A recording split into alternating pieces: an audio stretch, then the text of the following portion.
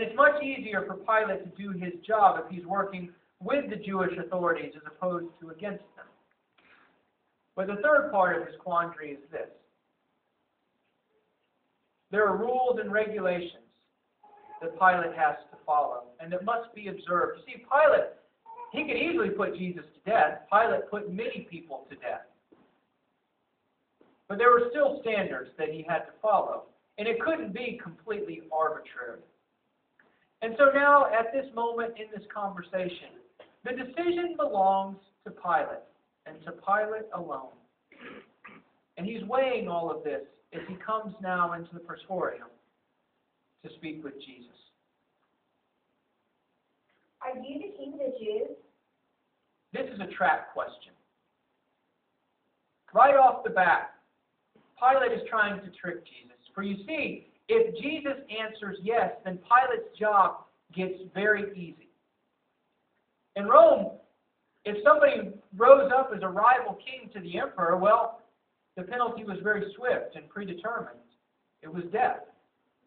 There were no other kings in Rome besides the emperor. And to try to come across as a king,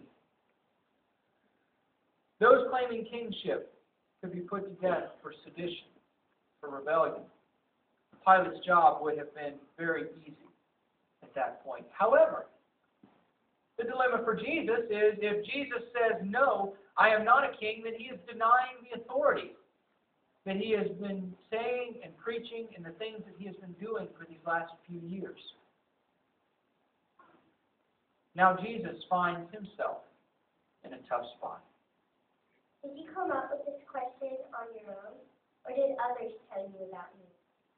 Now this is a very smart answer because you see, what Jesus does is he now turns the conversation around and puts Pilate on the spot without affirming or denying his kingship. Says to him, Pilate, is this something that you came up with by yourself, or did you hear other people saying it? I am not a Jew like you, am I? It is your own people who have handed you over to me. What have you done? My kingdom is not from this world. Take a look. I don't have an army or anyone that's going to rise up against Rome or anyone else. No, my kingdom is not from here.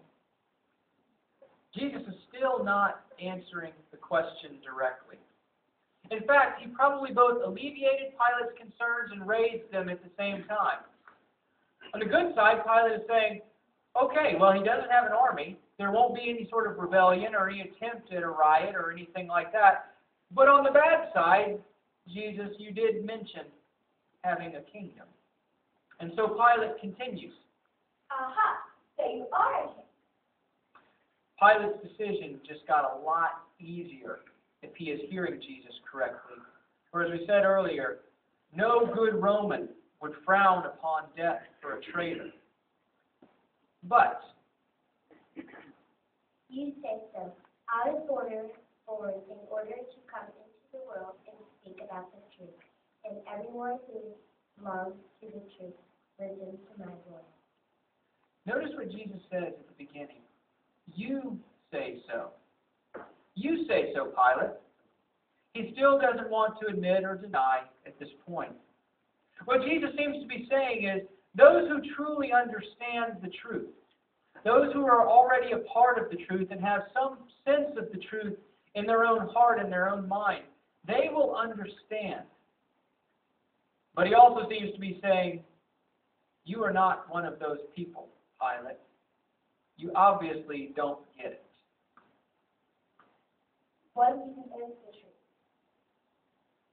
Pilate's own admission that he just doesn't get it. What even is the truth?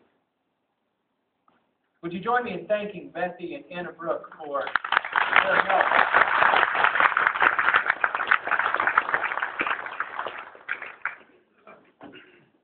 Through this somewhat confusing conversation,